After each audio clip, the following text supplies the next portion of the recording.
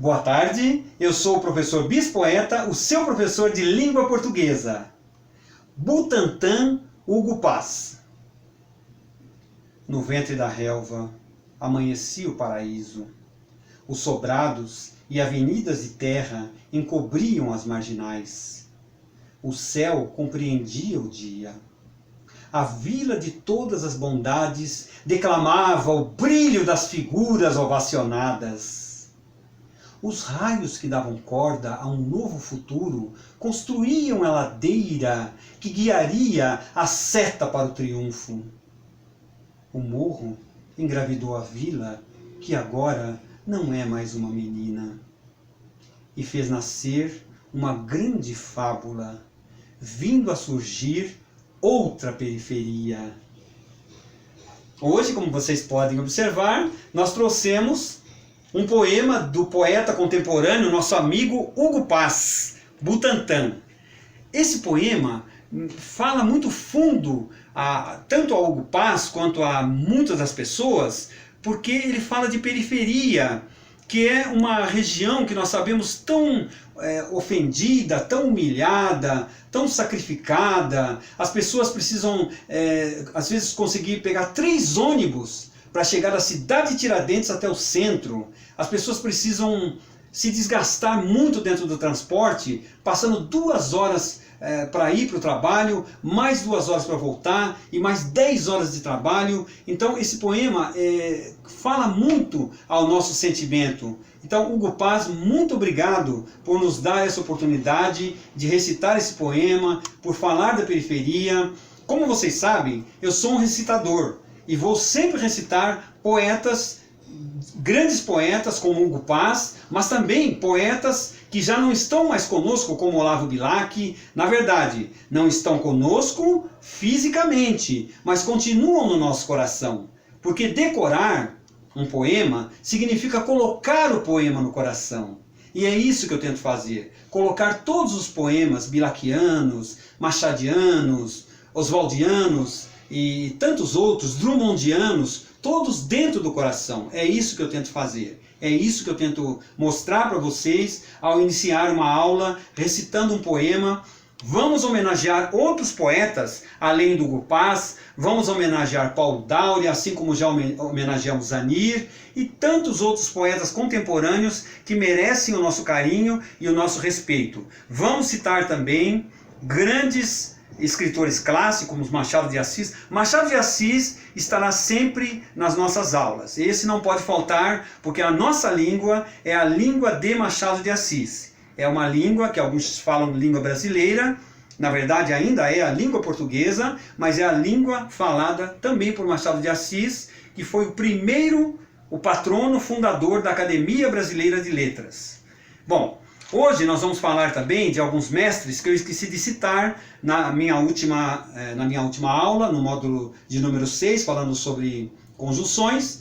Não falei da doutora Simone Go, ou falei, mas não fiz uma referência muito importante a respeito da professora Simone Go. A doutora Simone Go tinha uma característica muito interessante nas aulas dela.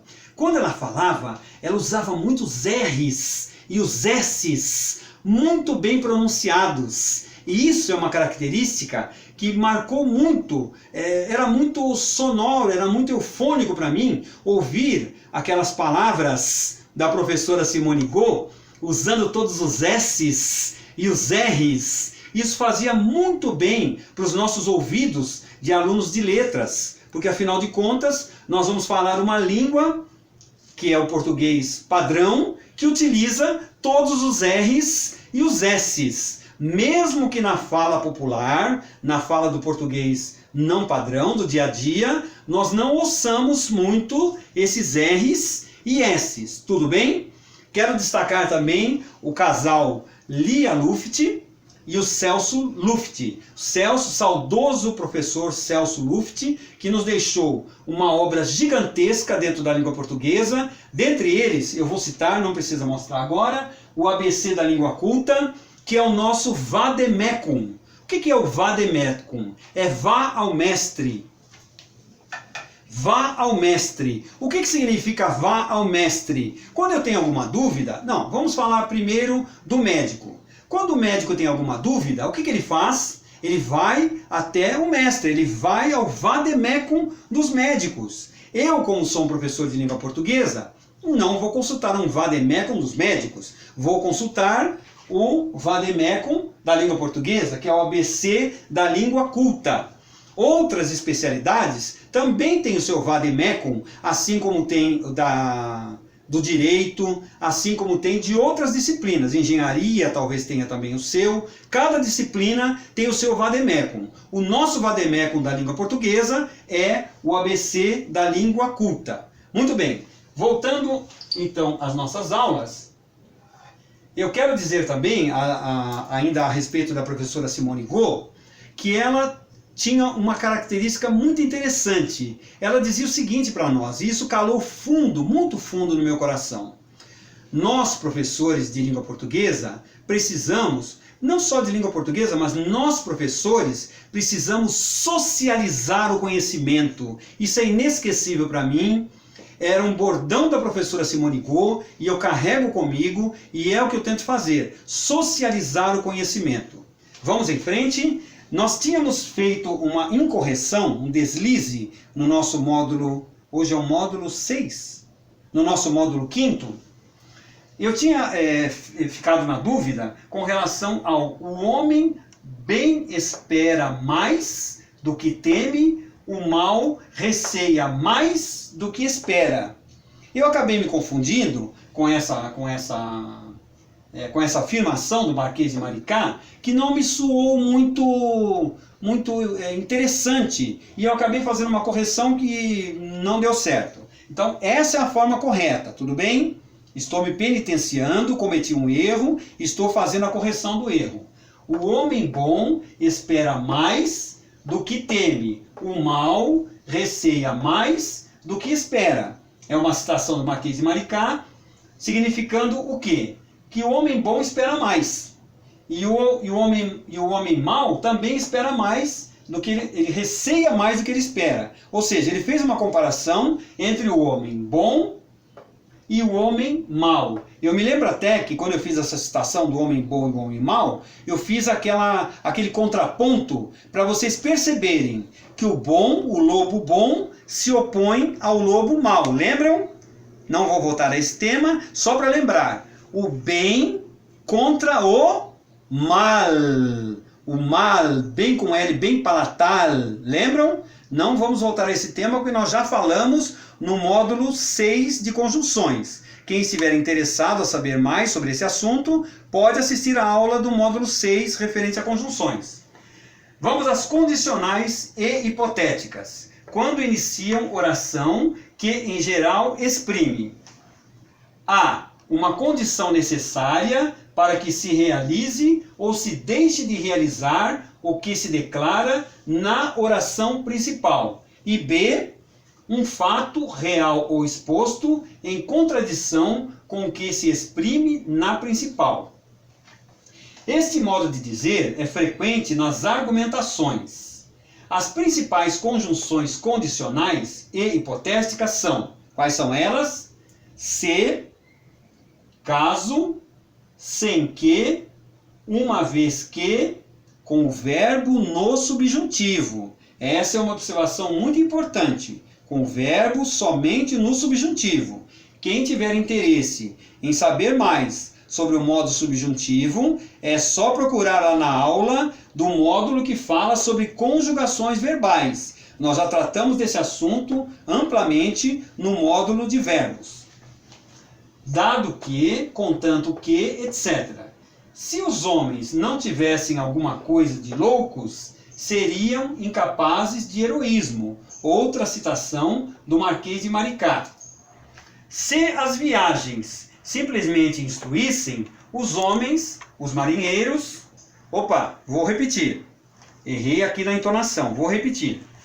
Se as viagens simplesmente instruíssem os homens, os marinheiros seriam os mais instruídos, na concepção do Marquês de Maricá, e ele tem toda a razão, porque os marinheiros são os que mais viajam. E, no entanto, nem sempre eles são os mais instruídos, sem nenhum demérito aos marinheiros. Os marinheiros que estiverem me assistindo aqui, que me perdoem, não é demérito não, tá bom? É só uma citação do Marquês de Maricá. Hoje nós sabemos que todas as pessoas, sejam elas marinheiros, sejam elas cozinheiros, qualquer profissão, se nós formos perguntar para a pessoa qual é a formação dela, é muito provável que ela diga que tem um curso superior.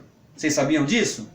É só vocês saírem perguntando para as pessoas, para um cozinheiro, principalmente cozinheiros, porque hoje nós temos os mestres, que são formados os chefes de cozinha, que são formados em gastronomia. E quem diria para nós há 20, há 30 anos que precisaria de um curso superior de gastronomia para ser um chefe?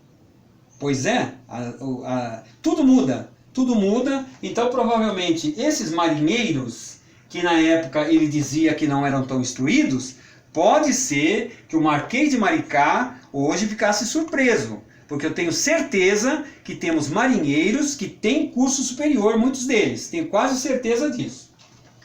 Vamos ver as conformativas quando iniciam oração. Desculpe, antes de iniciar as conformativas, eu gostaria de voltar aqui nas viagens para mostrar uma característica dessa palavra, desse substantivo para vocês.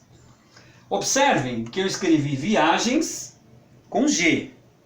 Ué, professor, mas viagens não é com J? Seria se fosse o verbo.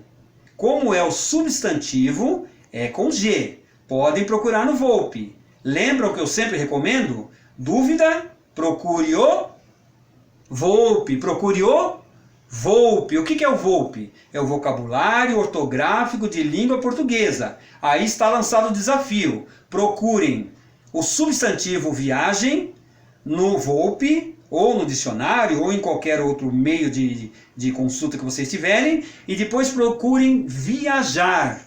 Ou, não sei se tem essa conjugação, que eles viajem, que eles viajem. Procurem, por exemplo, essa conjugação, que eles viajem. Vocês vão ver que esse que eles viajem, o verbo viajar conjugado, vai ser com J e não com G. O substantivo, eu estou me preparando para uma viagem. Eu estou me preparando para uma viagem. Substantivo com G. O verbo com J. Tudo bem?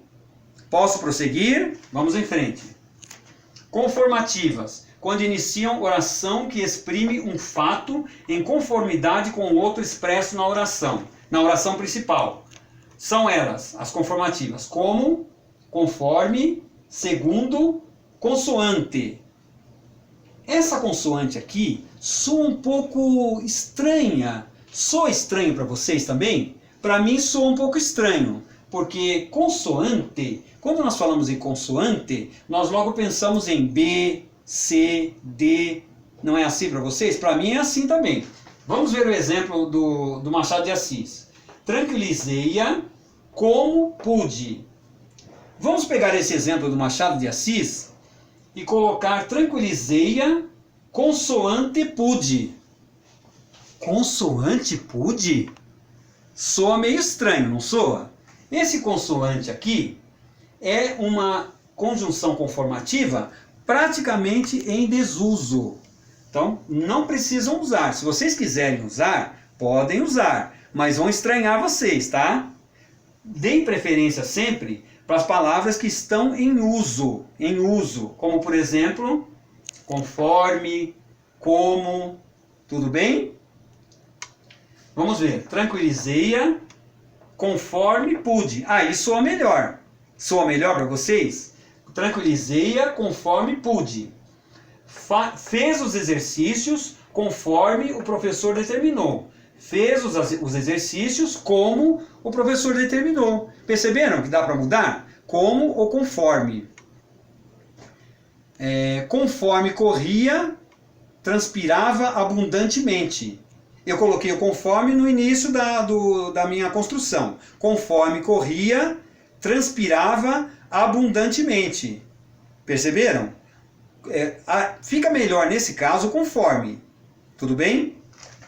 Vamos em frente. As consecutivas, quando iniciam oração que exprime o efeito ou consequência do fato expresso na oração principal. A unidade consecutiva é que. E aqui eu faço um parêntese para dizer para vocês, estudem o que, mas estudem muito, estudem bastante. Sabe por quê? Porque esse que, ele pode funcionar como pronome relativo, pode funcionar como conjunção consecutiva. Vamos fazer o seguinte, eu não vou dizer todos os usos dessa partícula aqui. Eu vou pedir por gentileza para vocês fazerem a consulta. Consultem no dicionário, vocês vão ver lá que no dicionário tem vários verbetes. Então vai ter o verbete número 1, pode ser que seja, eu não tenho certeza se vai ser pronome relativo no dicionário, mas tem lá pronome relativo, depois tem conjunção consecutiva e assim por diante. Deve ter umas 10 funções diferentes para o que. Tudo bem? E aqui eu quero abrir um outro parêntese para falar para vocês. Posso tomar uma água um pouco? Posso tomar uma água, Elide? Sim. Obrigado.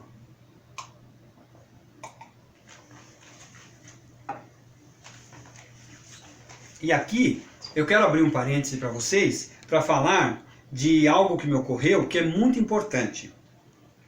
O estudo da gramática demanda três condições. São elas: disciplina, a segunda, disciplina, e a terceira, disciplina. Ué, bispoeta, mas você falou que são 3 condições e você só falou de disciplina. Pois é. Eu estudo a gramática há muito tempo mesmo. Eu tenho 64 anos, eu estudo a gramática desde o ensino médio, pelo menos há 50 anos que eu leio gramáticas no plural.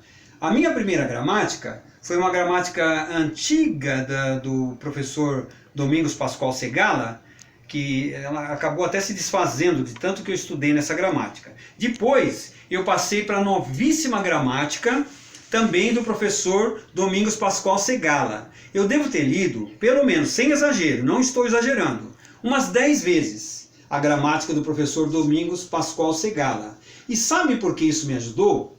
Porque quando eu cheguei no curso de letras, eu percebi um detalhe muito interessante.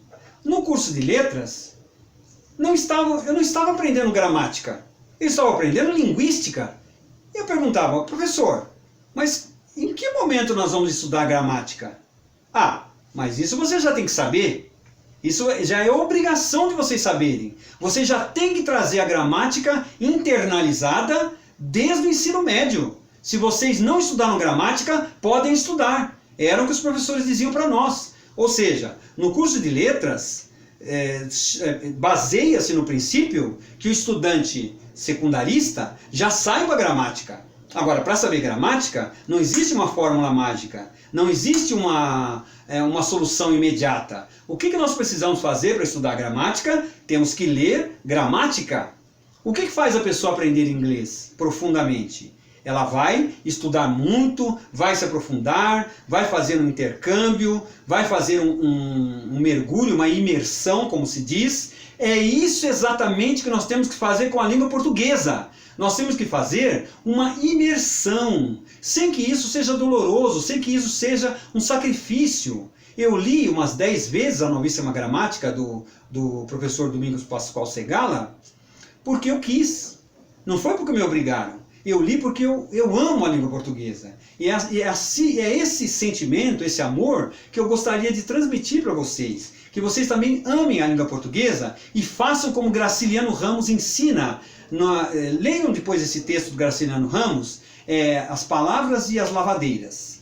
Graciliano Ramos fala o seguinte, que as lavadeiras do Nordeste têm uma atitude muito interessante. Elas pegam a roupa suja, mergulham no rio, mergulham no rio, depois batem na pedra. E batem na pedra, depois mergulham no rio novamente. E batem de novo na pedra, ensaboam. E depois batem na pedra de novo, aquela roupa ensaboada, e mergulham no rio, e depois batem na pedra. Aí sim que elas vão olhar para ver se aquela roupa já está boa, se já está realmente limpa. Parece uma bobagem isso que eu estou falando, porque nós temos o advento aqui, nós paulistanos, paulistas, e mesmo no Nordeste, tem o advento da máquina de lavar. Mas as lavadeiras de Graciliano Ramos não tinham máquina de lavar. Elas tinham que ir com aquela bacia para o rio. E é isso exatamente que nós temos que fazer com o nosso texto. Nós temos que escrever o nosso texto, rabiscar o nosso texto, pedir opinião para Elide. Elide, tá bom esse texto? Elide vai dizer, Fernando, bispoeta, isso aqui não está muito bom não. Dá para melhorar? Dá sim, Elide, eu vou fazer isso. Aí eu vou lá, reescrevo o texto, reescrevo a minha aula e volto. Agora melhorou, Elide? Ah, agora tá bom. Agora tá bom. Percebe como nós temos que fazer? Não ficou bom? Amassa, joga fora, escreve de novo. Não ficou bom? Amassa, joga fora, exatamente como faz Graciliano Ramos.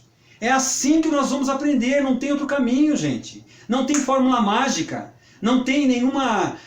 me perguntaram outro dia se tinha algum site que ensinasse, ou aplicativo que ensinasse a escrever melhor. Não tem, não existe. Não existe aplicativo, não existe site que ensine a escrever melhor. O único caminho é a prática. Desculpe se eu me alonguei, mas eu vou prosseguir.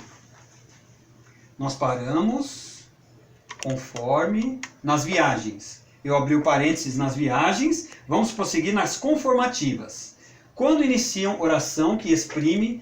Desculpe, na verdade... É as consecutivas. Ah, muito obrigado, Elide. Consecutivas. Quando iniciam oração que exprime o efeito ou consequência do fato expresso na oração principal. A unidade consecutiva é que... foi exatamente que eu parei. Muito obrigado, Elide.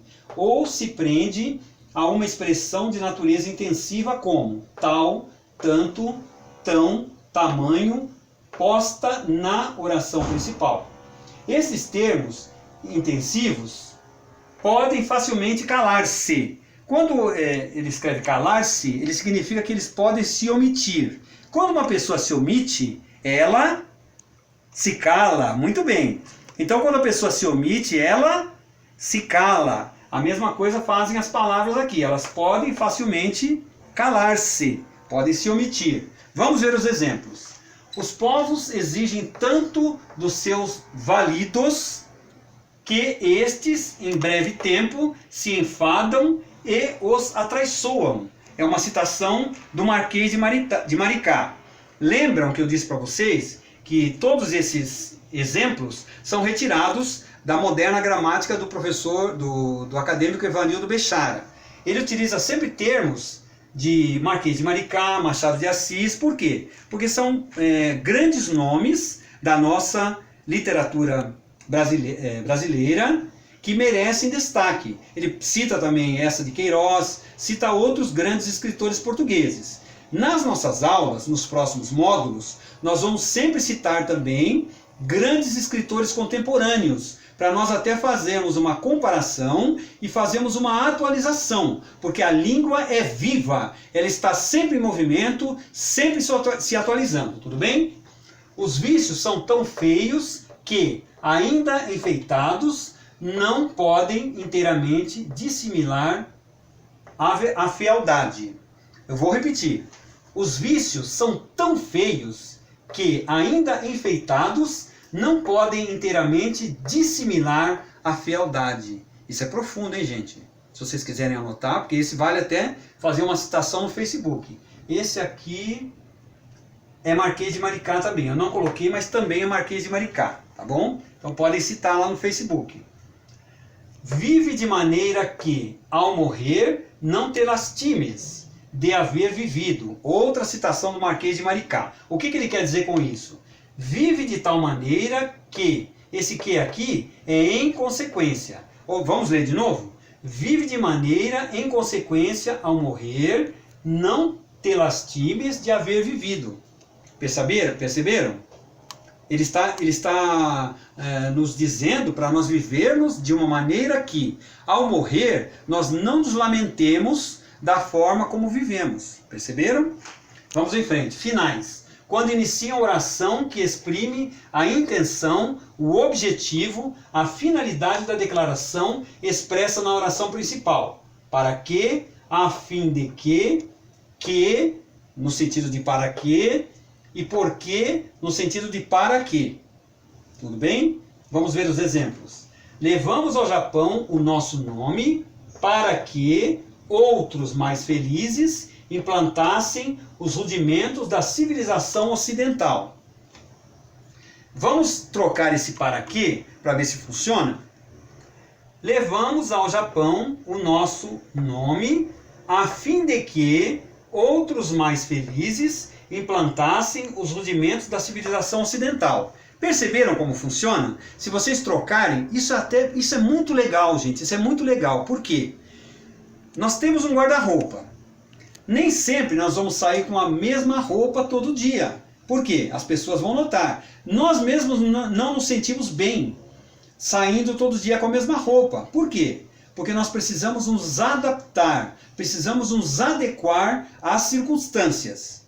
Agora eu vou para a praia. Beleza, vou colocar um maiô, uma tanga, um short, uma bermuda e vou sem camiseta, vou de chinelo, estou perfeitamente adequado para ir para a praia. Muito bem. Eu vou apresentar o meu TCC porque eu concluí meu curso de letras. Eu vou me apresentar de bermuda e chinelo? É claro que não. Eu vou me apresentar com o rigor que a circunstância pede. Eu vou me apresentar provavelmente de social, uma camisa social, uma calça social, e assim é com as palavras. Nós vamos usar as palavras de acordo com as circunstâncias. Se nós estamos numa mesa de bar, a nossa conversa vai ser mais solta. Não vamos nos preocupar tanto com os S's, com os R's. Fica uma conversa mais solta. Vão sair alguns palavrões. Eu sei que isso é perfeitamente normal numa mesa de bar. Mas se nós estamos diante de um tribunal, se nós estamos diante de pessoas cultas, se nós estamos apresentando o nosso TCC, o nosso trabalho de conclusão de curso, é claro que nós vamos ter que usar uma roupa adequada para aquela ocasião. Da mesma maneira, vamos usar um palavreado, um vocabulário adequado para aquela situação. Beleza? Onde eu parei? Para quê? As modais. Quando iniciam oração que exprime o modo pelo qual se executou o fato expresso na oração principal. E aqui temos o exemplo de sem que. Fez o trabalho sem que cometesse erros graves. Tem uma observação aqui que é da nomenclatura geral brasileira. A nomenclatura geral brasileira não agasalhou as conjunções modais. E assim, as orações modais, apesar de pôr o modo entre as circunstâncias adverbiais, não são assim classificadas pela NGB, que é a nomenclatura gramatical brasileira, que é outro livro obrigatório para nós, professores, que desejamos conhecer a mecânica da gramática, seja da fala, seja da escrita. Nós, professores, precisamos conhecer a mecânica. Por quê?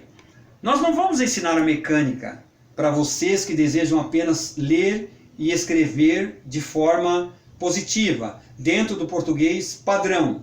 Nós, professores, vamos conhecer a mecânica para ensinar simplesmente a ler e escrever o português padrão. Quem precisa saber a mecânica somos nós. Vamos pensar no instrutor de autoescola. Um instrutor de autoescola ensina a dirigir. O que a pessoa pretende ao aprender a dirigir? Trocar as marchas.